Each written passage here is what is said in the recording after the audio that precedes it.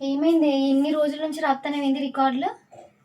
ఎంతసేపు డిఎడ్ చేయి, డిఎస్సిలో జాబ్ కొట్టు అంటారు కానీ అసలు డిఎడ్లో జాయిన్ అయితే ఇన్ని బుక్స్ ఉంటాయి, ఇన్ని రికార్డ్స్ రాయాలని ఎవరైనా చెప్పినా ఎవ్వరు చెప్పలేదు. ఎన్ని రికార్డులు రాసినావు ఇప్పటివరకు? ఫస్ట్ ఇయర్లో టోటల్ 44 రికార్డ్స్ ఉన్నాయి. 44 రికార్డ్స్ అనుకుంటున్నా. 44 రికార్డ్స్. ఎవరికన్నా ఇస్తే రాస్తారు, ఎవరో నీలాంటి వాళ్ళు మొత్తం కూర్చొని రాస్తారు. ఎవరికన్నా ఇవ్వకపోయినా రాయనికి రేపు ఉద్యోగం వచ్చినాక జీతం కూడా ఇంకొకరిదే తీసుకుంటారు, మంచిగా ఉంటుంది అప్పుడు. సరిపోయింది. అమ్మో ఇంత నీట్గా రాస్తుందో మా చెల్లి డిఏడ్ చేసుకుంటా రికార్డులు, అసలు గ్రేటే. మొత్తం అన్ని రికార్డులు రాసినావా? లాస్ట్ ఒకటి మిగిలిందా? అన్నీ అయిపోయినాయి, ఇంకా ఇంటర్నల్ ఎక్స్టర్నల్ కూడా ఉన్నాయి. సెకండ్ ఇయర్లో ఎన్ని ఉంటాయంట? ఒక 50+ ఉంటాయంట సెకండ్ ఇయర్లో. సెకండ్ ఇయర్లో మళ్ళీ టీచింగ్ ప్రాక్టీస్కి వేరే రాయాలనా ఏంది? మళ్ళీ సపరేట్గా రాయాలి. ఫస్ట్ ఇయర్కి ఏమో తెలుగు సబ్జెక్ట్, మ్యాథ్స్ సబ్జెక్ట్ ఉంటుంది. సెకండ్ ఇయర్ ఏమో ఇంగ్లీష్ ఈవీఎస్ ఉంటుంది. ఓకే, డిఎడ్ చేసేటోళ్ళు అందరూ కూడా చూడండి, ఎందుకంటే చాలా మంది, నేను కూడా అన్ని వీడియోస్లలో చెప్తా యాక్చువల్లీ, కానీ నాకు ఇన్ని రికార్డ్స్ ఉంటాయని తెలియదు. మేము బిఎడ్ చేసేటప్పుడు కొన్ని రికార్డ్స్ రాసినాం యాక్చువల్లీ. చాలా ఉంటాయి. ఇంకా ఈ రికార్డ్స్ అన్నీ కూడా అంటే మనం స్వంతంగా రాస్తేనే ఏదైనా నేర్చుకోగలుగుతాం. అండ్ ఇంకొక విషయం ఏంటంటే మనం అక్కడ చెప్పేది వేరు ఉంటుంది, రాసేది వేరే ఉంటుంది. కాకపోతే వెరీ నీట్ హ్యాండ్ రైటింగ్ అన్నమాట. మా డాడీ చిన్నప్పుడు మా చెల్లె హ్యాండ్ రైటింగ్ ని ఆనిముత్యం అని మెచ్చుకుంటుండే. మంచిగా వస్తుంది గుండ్రంగానే. సామాన్ చిట్టి కూడా మా చెల్లెతోటి రప్పిస్తుండే, అంత నీట్గా ఉంటుంది హ్యాండ్ రైటింగ్. మన ఫాలోవర్స్కి ఎవరికైనా పీడిఎఫ్ కావాలంటే సెండ్ చేద్దాము, నేను మొత్తం స్కాన్ చేయి బుక్ అంతా.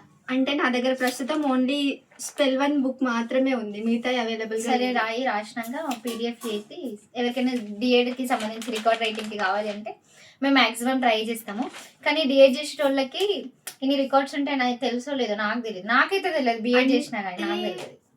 ఉంటాయి కావచ్చు, కాకపోతే ఎక్కువ శాతం డిఎస్సి ప్రిపరేషన్ ఎట్లా చేయాలి, ఏం చదవాలని చెప్తారు. కానీ ఎన్ని బుక్స్ ఉంటాయి, ఎన్ని రికార్డ్స్ ఎట్లా రాయాలి అనే ఇన్ఫర్మేషన్ కొంచెం తక్కువే ఉన్నట్టుంది. అంటే మరి నేను వెతకలేదో ఇంతవరకు మరి నాకు తెలియదు, కానీ కొంచెం. మరి నువ్వే చెప్పొచ్చు కదా రోజు డిఎడ్ గురించి, డిఎడ్ రికార్డ్ ఎట్లా రాయాలి, ఏం నేర్చుకున్నావు అనేది రోజు ఒకటి ఎక్స్ప్లెయిన్ చేస్తే చూసేటోళ్ళకి కూడా హెల్ప్ అవుతుంది. నేను అట్లనే అనుకుంటున్నా, కానీ నాది ఇంకా రాయడమే కాలేదు.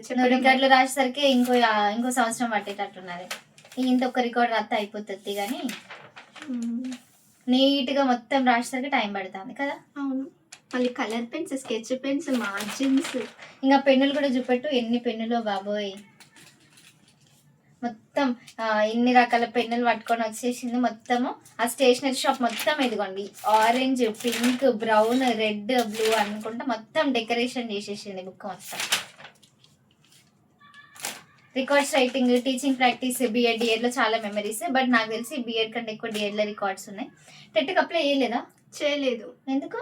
ఇంకా ఫస్ట్ ఇయర్ కంప్లీట్ గా ఎక్కడ అట్లా ఎక్స్పీరియన్స్ కోసం రాస్తే అయిపోతుండే. వీడియోలు చేస్తారు వీళ్ళక్కనే, వీళ్ళ సెల్లనే అప్లై చేయలేదు అనుకుంటా. సెకండ్ ఇయర్ లో ఫస్ట్ సెమిస్టర్ 6 months అయిపోయినా ఒక నోటిఫికేషన్ వస్తుంది కదా డిసెంబర్, ఆ టైంలో అప్పుడు చేద్దాం అనుకుంటా. సరేలే 2 years అది ఎవ్రీ ఇయర్ 2 times పడుతుంది కదా. సీటెట్ కి టెట్ కి అప్పుడు రెండింటికి అప్లై చేద్దామని చూస్తున్నాం. ఇంకేమైనా చెప్పాలనుకుంటున్నావా డిఎడ్ గురించి? ఇప్పుడు కొత్తగా ఎవరైతే డిఎడ్ లో జాయిన్ అవ్వాలనుకుంటున్నారో డీసెట్ నోటిఫికేషన్ ఆల్రెడీ డేట్ అయిపోయింది. అప్లై చేసిన వాళ్ళు ఏంటంటే ఎలా ప్రిపేర్ అవ్వాలని చాలా ఆలోచిస్తున్నారు.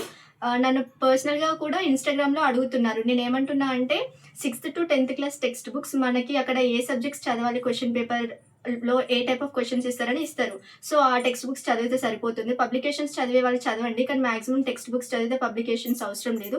నేనేంటంటే 10th క్లాస్ వరకు అంతో కొంచెం గుడ్ స్టూడెంట్నే కాబట్టి అప్పుడు చదివిన ఆ నాలెడ్జ్ అనేది నాకు ఇప్పుడు ఉపయోగపడింది. నేను ఎగ్జామ్కి ముందు ఏం ప్రిపేర్ కాలేదు, అండ్ 1900 అట్లా ర్యాంక్ వచ్చేసింది. నాకు వచ్చింది కదా అని అందరికి వస్తుందని కాదు, మీరు చదవండి. ఎందుకంటే గవర్నమెంట్ కాలేజ్లో సీట్ రావాలి అన్నా మనకి కాలేజ్ ఫీజు కట్టకుండా ఉండడానికి యూజ్ అవుతుంది. ప్రైవేట్లో ఏంటంటే మనకి 12,000 to 13,000 per year కట్టాల్సి ఉంటుంది. అదే గవర్నమెంట్ కాలేజ్ అయితే per year 3,000 ఉంటుంది. అట్లా మనీ అనేది సేఫ్ అవుతుంది.